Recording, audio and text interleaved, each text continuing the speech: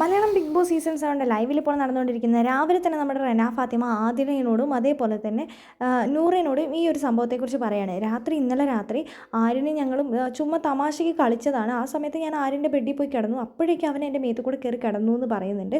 ഇത് ബിന്നി ചേച്ചി കണ്ടിട്ടുണ്ട്, നെവിൻ ഉണ്ട് എന്ന് പറയുന്നുണ്ട്. അപ്പോൾ ആതില പറയുന്നുണ്ട്, ഒരു കാരണവശാലും ഇത് വീടിൻ്റെ അകത്ത് വെച്ച് ചോദിക്കരുത്, നീ ഇത് പുറത്ത് കൊണ്ടുവന്നിട്ട് മാത്രമാണ് ചോദിക്കാൻ പറ്റുള്ളൂ. അവൻ പുറത്തേക്ക് വരട്ടെ, അപ്പോൾ നമുക്ക് ഇതിനെക്കുറിച്ച് ചോദിക്കാം, അല്ലാതെ വീടിൻ്റെ അകത്ത് ബഹളം ഉണ്ടാക്കിയിട്ടോ അങ്ങനെയൊന്നും ചോദിക്കരുതെന്ന് പറയും. ഇത് നമുക്ക് പുറത്ത് കൊണ്ടുവന്നിട്ട് നല്ല രീതിയിൽ ചോദിക്കാമെന്നാണ് പറയുന്നത്. എന്താണെങ്കിലും അനുമോളോട് ഇത് പറഞ്ഞിട്ടുണ്ട്.